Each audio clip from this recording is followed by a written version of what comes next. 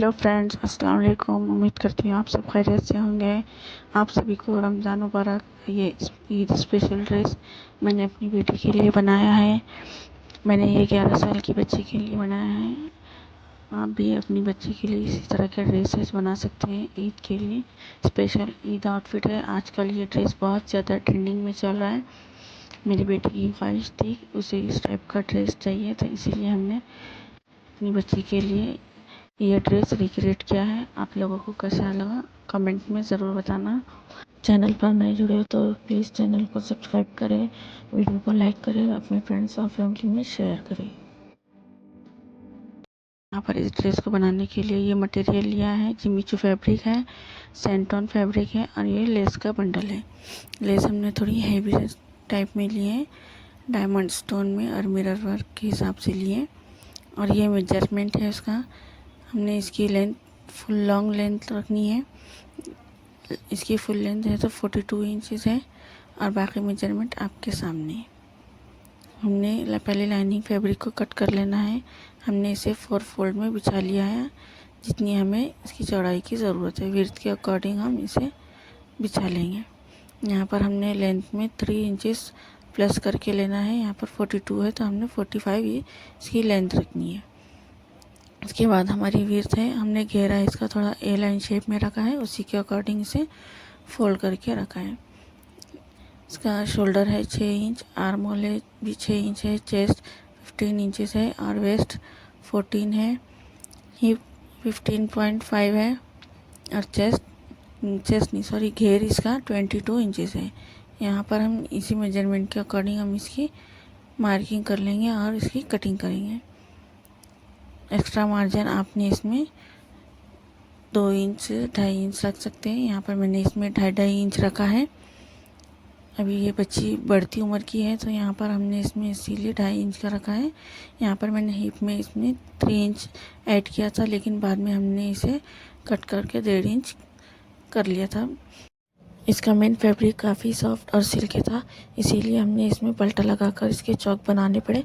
अगर इसका main fabric थोड़ा थिक होता तो हम इसे वैसे ही बिना पल्टा पट्टी लगाए ही हम इसके चौक बनाते और इसमें घूम सिलाई के साथ ही लेस अटैच करते हैं।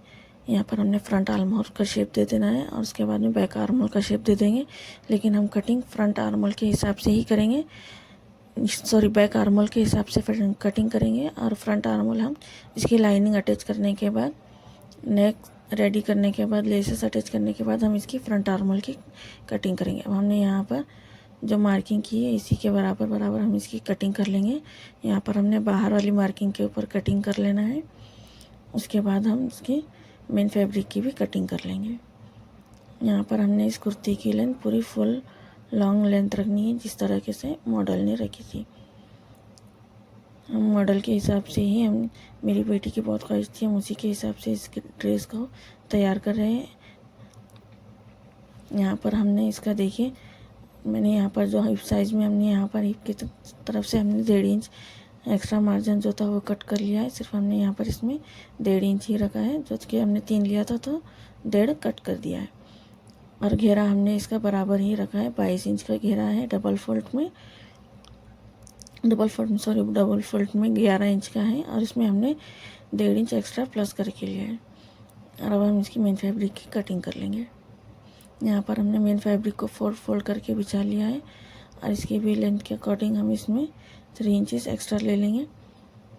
आप अगर चाहें तो इसके अगर चौड़ा फोल्ड करना चाहते हैं तो नीचे से हमने उसी तरीके से हम उसमें चौड़ा पलटा फोल्ड करने के लिए इसका एक्स्ट्रा मार्जिन ले लेंगे। यहाँ पर हमने मेन फैब्रिक की भी लाइनिंग के बराबर रखते हुए कटिंग कर लेना है और हम इसे लाइनिंग अटैच कर लेंगे। देखिए यहाँ पर इसका मेन फैब्रिक बहुत ही सॉफ्ट है। एहतियात से कटिंग करके हम इसकी लाइनिंग अटैच कर लेंगे। यहाँ पर हमने स्लीव्स कट कर लेना है। पहले हमने लाइनिंग फैब्रिक की स्लीव्स कटिंग करेंगे। यहाँ पर हमने स्लीव्स में भी लाइनिंग फुल ही लगाना है और यहाँ पर इसमें थोड़ा सा फैब्रिक कम था तो बाद में हम इसमें छोटी सी कली जॉइंट कर लेंगे। इस तरीके से हम जैसे नॉर्मल स्लीव्स कट करते हैं फुल, इसी तरीके से हम इसकी कटिंग कर लेंगे।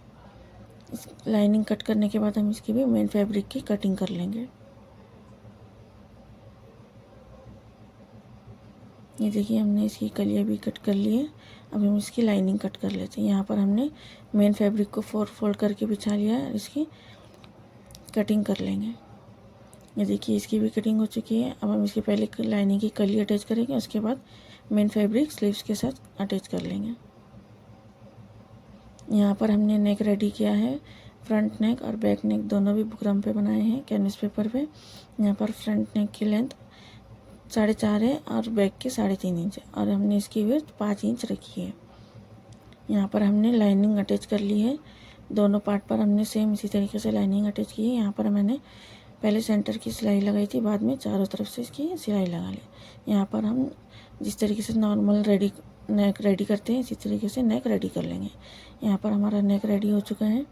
हम इसे, ये हमारा फ्रंट पार्ट है, हम इसे डबल फोल्ड करके बिछा लेंगे। यहाँ पर हमने इसको डबल फोल्ड करके बिछा लिया है, और हम अच्छे से इसे आगे की साइड से खुली हुई है तो इसे पिन अप कर लेंगे। यहाँ पर हमने इसे पिन से सेट करके बिछा लिया है।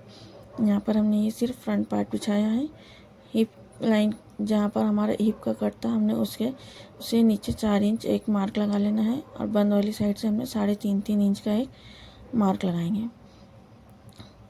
हमने इसी निशान को सीधा नीचे तक, हम घेरे तक इस निशान को मिला लेंगे। यहाँ पर मैंने घेरे की पट्टी भी फोल्ड कर ली थी। अब हम इस निशान को सीधा मिला लेंगे और इसको कट कर लेंगे। आप चाहे तो कट को थोड़ा ऊपर तक भी रख सकते हैं, लेकिन यहाँ पर हमारे यहाँ इतना छोटा ज़्यादा कट नहीं चलता, इसीलिए हमने थोड़ा नीचे तक रखा है। आप अगर चाहें तो थोड़ा इसमें और 1 से 2 इंच ऊपर तक भी रख सकते हैं। यहाँ पर हमने इसे कट कर लिया है। अब हम इसके ऊपर हमने ये एक्स्ट्रा पट्टी ली है, इसी तरीके से 2 पट्टियाँ रेडी कर लेंगे, और इस पट्टी को हम इसके ऊपर सिलाई लगाकर अटैच करके सेंटर से कट कर लेंगे और अंदर की तरफ फोल्ड कर लेंगे। यहाँ पर हमने पट्टियाँ अटैच कर ली है, सिलाई भी लगा ली, और हमने इसे कट भी कर लिया है सेंटर से। अब हम इस पट्टी को अंदर की तरफ पलट कर सिलाई लगा लेंगे। इस तरीके से यहाँ पर हम इसकी सिलाई लगा लेंगे। अब इसके बाद हमने नेक पर लेस को लगाना है। हम इस पर ग्लू की मदद से पहले हम लेस को चिपकाएंगे, उसके बाद हम इस पर एक सिलाई चला लेंगे। जो साइड की किनारे वाली साइड है, वहाँ पर हम इस पर सिलाई लगा लेंगे ग्लू सूखने के बाद। यहाँ पर हमने इस तरीके से आयरन से इसे अच्छे से फिक्स कर लेना है। यहाँ पर हमारी देखिए फिर से एक गलती हो गई थी। आयरन की वजह से हमारा ये आर्म होल की साइड से थोड़ा सा जल गया था। आप इस तरीके से इस तरह के जो भी कपड़े हो ना, इसके ऊपर डबल कपड़ा एक बिछा लें, कॉटन का या फिर कोई भी जॉर्जेट की ओढ़नी, और उसके फिर इस तरीके से यहाँ पर हमने लेसेस को इस तरीके से कट कर लिया है, और हमने जो सीधा निशान लगा लिया है सेंटर से 3.5 इंच का, और इस निशान को हमने सीधा ऊपर तक मिला लिया है। उसके बाद हमने ग्लू लगा लेंगे। पहले हम इस लेस को ग्लू से चिपकाएंगे, उसके बाद हम इस पर सिलाई लगाएंगे। ग्लू हम इसीलिए लगा रहे हैं, आप चाहे तो फैब्रिक ग्लू भी लगा लें, या फिर ये भी 7000 या 7000 जो भी ग्लू आपके पास अवेलेबल हो आप वो लगा सकते हैं। ग्लू हम इसीलिए लगा रहे हैं पहले, ताकि हम डायरेक्ट अगर सिलाई मशीन से अगर इस लेस को लगाएंगे तो इस कपड़े में थोड़ा सा खिंचाव आ सकता है, झोल आ सकता है। तो इसीलिए हमने पहले हम इसे ग्लू लगाकर इस लेस को चिपका लेंगे अच्छे से। सूखने के बाद हम इसके ऊपर फिर एक साइड से सिलाई लगा लेंगे, और दूसरी साइड भी आप अगर चाहे तो वक्त है तो हैंड स्टिच कर ले या फिर ग्लू से चिपका ले। फ़िलहाल तो मैंने ग्लू से ही चिपकाया था, बाद में फुर्सत में हम इसे हैंड स्टिच भी कर लेंगे। यहाँ पर इस तरीके से हमने दोनों साइड की लेसेस अटैच कर लिए। अब इसी लेस में से हमने कुछ इस तरीके से फ्लावर कट कर लिए थे। अब हम इसी फ्लावर को हम यहाँ पर बीच में चिपका लेंगे। यहाँ पर हम पहले इसे ऐसे ही सेट कर लेंगे, और फिर उसके बाद में हम इसे एक एक चिपका उठाते जाएंगे, और फिर साथ ही साथ हम इसे ग्लू से चिपका लेंगे। ये देखिए मैंने इसे एक लाइन में हमने 3 फ्लावर रखे और एक लाइन में 2 फ्लावर रखे हैं। हम इसी तरीके से हम इसे चिपका लेंगे, और फिर बाद में हम इसे एक बार इसके ऊपर डबल कपड़ा बिछाकर इसे आयरन से भी सुखा लेंगे, ताकि हमारा काम आसान हो जाए और ग्लू जल्दी सूख जाए। ये हमारा बहुत इजी हो जाता है इसी तरीके से काम करना। यहाँ पर हमने देखिए पूरे में लेसेस भी लगा लिए और फ्लावर भी लगा लिए। अब हम इसे सूखने के बाद बाकी का सूट स्टिच कर लेंगे। यहाँ पर ये देखिए मैंने इस तरीके से इस पर डबल ओढ़नी बिछा ली है जॉर्जेट की, और अब हम इसके ऊपर आयरन गरम करके इसके ऊपर आयरन चला लेंगे, ताकि हमारा ग्लू जल्दी से सूख जाए और हम इसका आगे का प्रोसेस जल्दी कर सकें।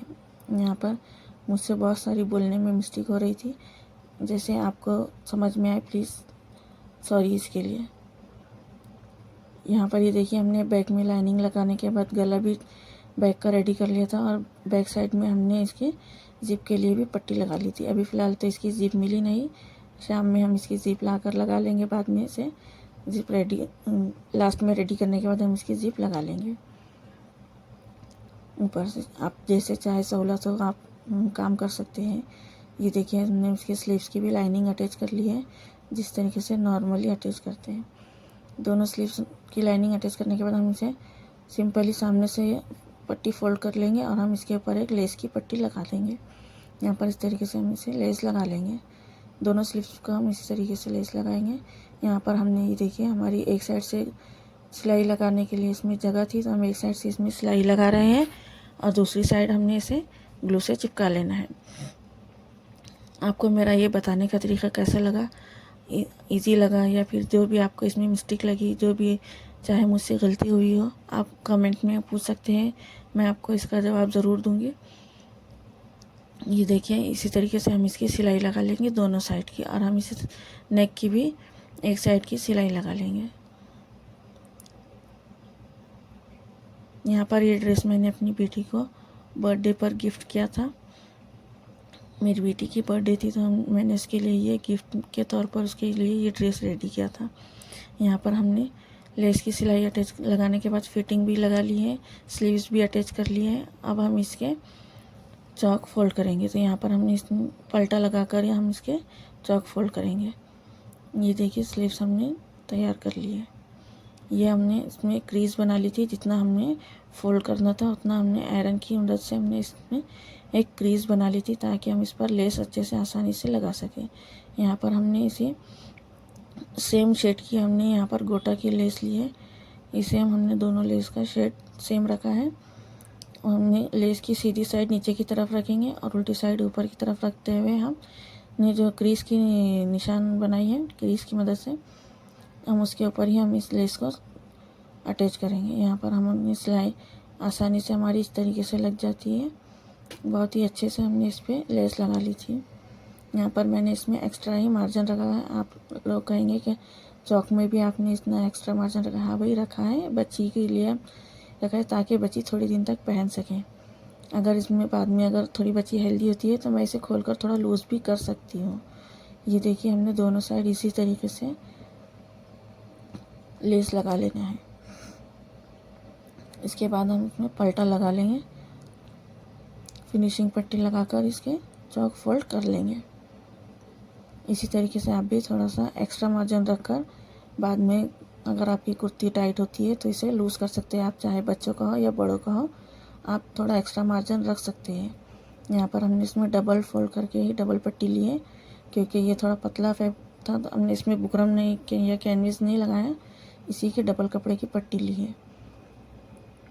अब हमने जो भी सिलाई लगाई थी लेस की उसी के ऊपर हम इसको लगाते जाएंगे और फोल्ड कर देंगे।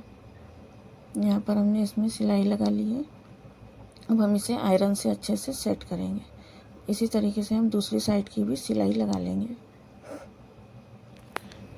अब यहाँ तक अगर आप लोगों को मेरी वीडियो पसंद आई हो तो प्लीज़ जल्दी से जल्दी कमेंट करें और इसका फीडबैक दें, और वीडियो को जल्दी से जल्दी लाइक करें और ज़्यादा से ज़्यादा शेयर भी करें। इसी तरीके से हमने इसे अच्छे से आयरन से सेट कर लेना है। यहाँ पर हमने इसमें फिनिशिंग कैसे दी है मैं अभी आपको वो भी बता दूँगी। यहाँ पर हमने इसके जो भी एक्स्ट्रा धागे अंदर की तरफ थे वो उसे कट कर लेना है पहले। उसके बाद में हमने इस पर डबल कपड़ा बिछाकर एक आयरन कर लेंगे।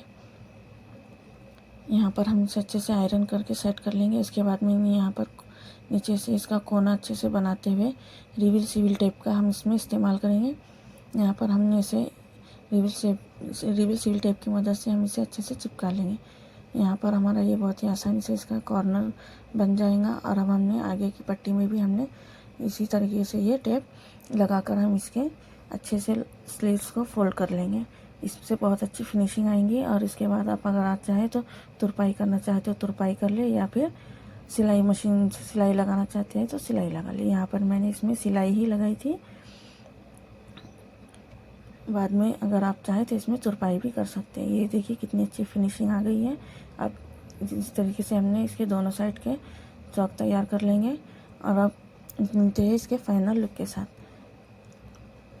हमने इसके ओढ़नी पे भी हमने इसमें गोटा की लेस का इस्तेमाल किया था और ये देखिए इसमें हमने ओढ़ने पर छोटे साइज़ के बारीक जो होते हैं ना 0 साइज़ के स्टोन भी हमने इस पर चिपकाए थे। यहाँ पर मैंने अपनी बेटी के लिए पोटली बैग भी बनाया था, जिसकी वजह से इसकी खुशी तो दुगनी हो गई थी। और ये देखिए इसका फाइनल लुक कैसा लगा कमेंट में ज़रूर बताना और प्लीज़ माशाल्लाह ज़रूर बोलना। आप भी इसी तरीके से अपनी बच्ची के लिए ईद के ड्रेसेस रेडी कर सकते हैं। इसी तरीके से मैंने यहाँ पर हमने 3 ड्रेसेस रेडी किए थे। मैंने अपने लिए, अपनी बहन के लिए और अपनी बेटी के लिए ये ड्रेस रेडी किया था। आप नेक्स्ट लास्ट में इसकी फ़ोटो भी देख लेना। और आप नेक्स्ट वीडियो किस ड्रेस की देखना चाहते हैं रिक्रिएट करते हुए बच्चों के साइज़ में, आप कमेंट में ज़रूर बताना। ड्रेस पसंद आया हो तो वीडियो को लाइक, चैनल को सब्सक्राइब, एक अच्छा सा कमेंट करना ना भूलें। मिलते हैं नेक्स्ट वीडियो में, तब तक इजाज़त दीजिए। दुआ में याद रखिए। अल्लाह हाफिज़, bye bye, thank you for watching.